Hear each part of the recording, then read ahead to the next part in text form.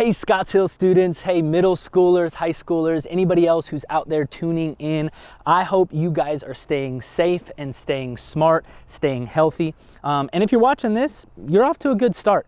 Things are going well for you because you're tuning in as we continue our In Focus series.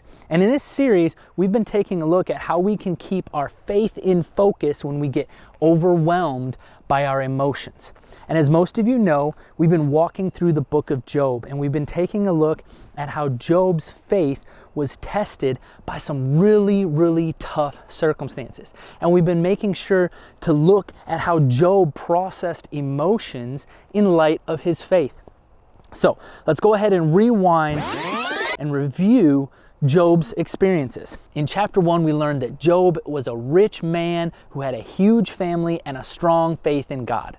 And Satan wanted to prove to God that Job's faith was only there, that Job only had faith in God because God blessed him, because he had good things in this life. So God allowed Satan to test Job's faith by taking away his earthly blessings. So Job, he lost his wealth, which means he lost his land, which means he lost his animals, which means he lost his servants.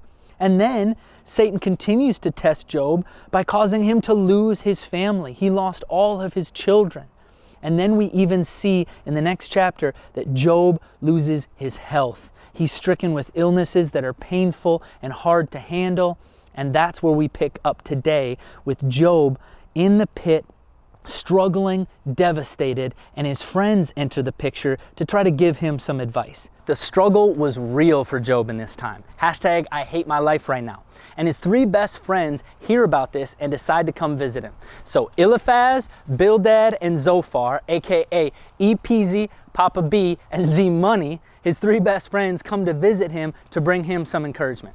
I want you to take a moment right now and think of who are your 3 best friends who give you advice when you're struggling. I'll wait.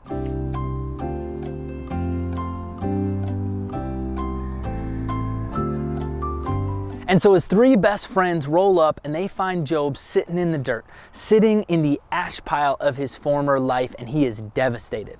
And you know what he does? He starts complaining. Because that's what we do when life is tough, when our emotions are overwhelming. We complain to our friends. You do it, I do it, we all do it. And that's exactly what Job did. So let's take a few minutes to dive into God's Word and see what it teaches us about the advice of our friends when our emotions are overwhelming.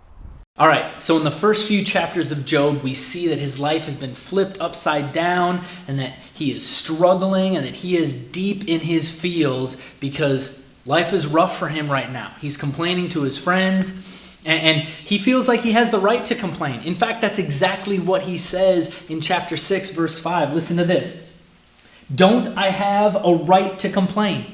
With all the things that have happened to me, with all the things that God has done to me, with all the things that have been taken away from my life, don't I have the right to complain, is what Job says. And his friends who have been listening to him complain, after sitting silent for a while, they decide to analyze the situation and to come up with some explanations. But what Job's friends failed to remember and failed to realize is the truth that we shouldn't try to explain God, but instead we should try to help people explore Him. Because most of the time, these outside influences, your friends and the world around you and social media, they try to focus on having you understand God's plans, when what we need in emotional times is not a better understanding of God's plans as much as a greater trust in His plans. And how real is that for you right now? How real is that for us right now? With the COVID-19 coronavirus hitting us with unexpected, unanswered questions, canceled plans, anxiety, confusion, and fear. And I'm sure that you've got yourself a healthy dose of uneasy emotion because of all the things that are going on in the world around you right now. And in times like this, your emotion is screaming to you. If you just understood why this is happening, then you could feel better. And I'm sure your friends and the influences you have in your life are trying their best to make you feel better, because a lot of times that's what friends do. But the truth is, we don't need friends who will only try to make us feel better. We need friends who will try to make our faith stronger. I'll say that again. We don't need friends who will only try to make us feel better. We need friends who will try to make our faith stronger. So let's put Job's friends up to the test. Let's see how they do at this. Do they try to make him feel better, or do they try to make his faith stronger? Let's check it out. We'll start with Eliphaz, E-P-Z. He's the first to respond to Job, and his whole message to Job can kind of be wrapped up in chapter 4, verse 8. This is what he says. Listen, my experience shows that those who plant trouble and cultivate evil will harvest the same. So essentially what he's telling Job is, he goes, you reap what you sow. You had it coming. You did something evil, something sinful, and now you're paying for it. Whew, kind of harsh, right? Well, and he continues to even say in chapter 5, verse 17, he says that God is punishing him, that God is disciplining him, correcting him, and he needs to accept it. He says, do not despise the discipline of the Almighty when you sin. Not exactly the most loving advice right off the bat. Well, in comes Bildad. We got Papa B coming in, and he doesn't make it any better. He says essentially, if you're good, God will bless you. Look at what he says in Job 8:6. If you are pure and live with integrity, he will surely rise up and restore your happy home. He says, if you live right, God will bless you. So you must not be living right. If you live right, God will bless you. And that's what you need to do. He says, Job, be better. That's some bad advice. Anybody ever get that advice? That's hard to hear. Just be better. That's not really helpful. And then in comes Zophar to put the cherry on top. He says in chapter 11, verse 6, this is what he says.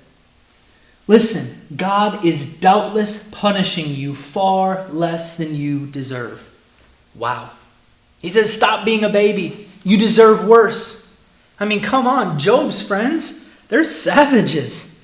They're savages. And so what we see here, as Job's friends try to explain God to him, they actually put him in a box.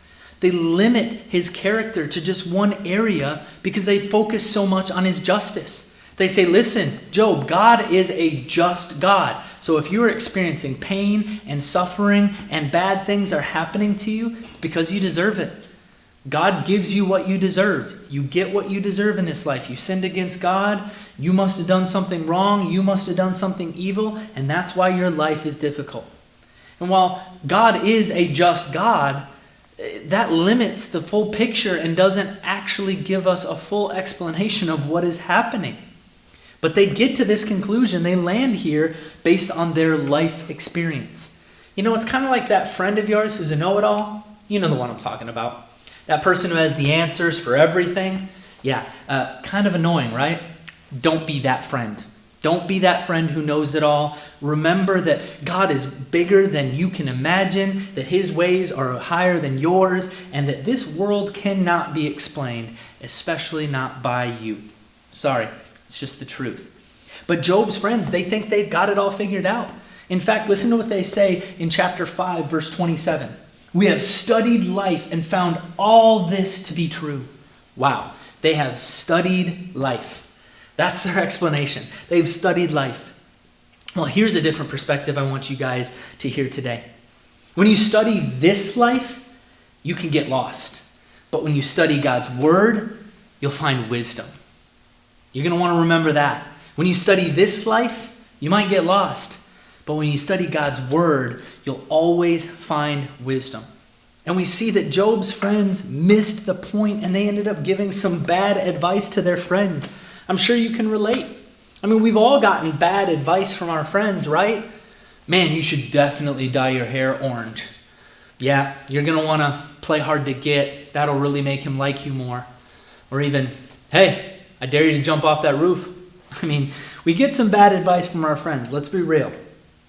And when your emotions are overwhelming and when you're all in your feels, friends, they end up most of the time just trying to make you feel better. They try to make you feel better even if it means giving some bad advice. And if their goal is to just make you feel better, they end up missing the opportunity to make your faith stronger. When you study this life, you can get lost. but when you study God's word, you'll always find wisdom. You're going to want to remember that. See, because Job's friends, they missed that point. They missed that point and they gave some bad advice. Job, he got some bad advice from his friends. I'm sure we can relate. I mean, I know I can. I've gotten some bad advice from my friends, and I'm sure you have too. Like that time when they told you to dye your hair orange, or when that one friend told you to play hard to get because that'll make them like you more, or when that one friend dared you to jump off the roof. Bad advice. And it's especially hard when our emotions are overwhelming and we're all in our feels. See, because then our friends, they just try to make us feel better. They just try to make us feel better, even if it means giving some bad advice. And if their goal is to make you feel better, they might miss making your faith stronger. They might miss what God really wants, and that's for us to grow closer to Him with a stronger faith. And that's what happened with Job's friends. Because they were so focused on Job's circumstance, they were so focused on what had happened to Job, that they lost focus on the fullness of God's character. They only talked about God being just, that He was this holy and righteous judge. And they missed completely, they left out the truth that God is also loving. God is also merciful. God is also forgiving. God is also kind. God is also compassionate. And He's faithful. And He's good. See, God is so much bigger than just one area of His character. And when we struggle with our circumstances, our emotions, they tend to shrink our view of God's character and the fullness of it. We forget about the fullness of His character when we're struggling in our circumstances. That's what happened to Job. But I want you to remember this. I want you to realize this today, that circumstances don't define faith. God's character does. Your circumstances don't define your faith. God's character does. And so when friends try to explain God instead of helping you explore Him, they make God seem pretty small. I mean, think about it this way. If you could completely explain all that God is and fully understand why He does all the things that He does, He'd be a pretty unimpressive God, right? We should be glad that we can't wrap our head around Him, because it means that He's that much higher than us and He's that great and that awesome, that He truly is God, because we can't fully understand Him. And so when Job's friends tried to explain Him, they didn't really help Job much. And then when they tried to encourage him by telling him that he would get all these things from God, that God would bless him if he just would do the things God wanted, they turned God into a genie, and that's not good either. Because faith doesn't come from what God will give us. Faith comes from what God already gave us. And I think you know where I'm going with this. Jesus. That's right. God has given us Jesus, His one and only Son, so that we could be saved. And our faith in Him is our foundation. And that's what we need most in times of emotional struggle. When these circumstances of life are difficult, we need Jesus the most. And so I want to encourage you in this time, make sure that you're turning to Jesus, and make sure you have influences in your life that point you back to Jesus. Because what's amazing about friends who will try to make your faith stronger is that they will also make you feel better. You hear that? It's a win-win. And let me explain. It's not going to maybe happen right away. But if their goal is to make your faith stronger, if their goal is to push you closer to God, if you end up with a stronger faith, you will always end up feeling better. It may take a little bit of time, but you will always end up feeling better. And here's why. Because our God is the source of peace. Because our God is the source of joy. Because our God's grace for you is enough. And so when you got the right people in your life who don't stir the pot, but instead stir up faith, and when you get peace and joy and grace, let me tell you, when you rest in those things, you will feel better. Listen, the greatest blessing in this life isn't feeling good. The greatest blessing in this life is knowing God. So I got to ask you, do your friends help widen your view of God based on the wisdom of the Bible? Or do they narrow your focus and blind you to the fullness of His character? Do they point you to the truth of 1 Peter 5:7 that can be a huge encouragement in times like these as we experience the difficulties of the coronavirus and the quarantine and the social distancing, and remind you to Give all your worries and cares to God, for He cares about you. Do they point you to that truth? Or do they just tell you what you want to hear so that you'll stop complaining? Because in the end, we all need friends who will help make our faith stronger instead of just trying to make us feel better. Get you some friends like that. And hopefully you've got friends like that in your small group here at church. And what we want you to do is go ahead and connect with them. And if you can't connect with them, make sure that you connect with your family and let them be the ones that'll help stir up your faith.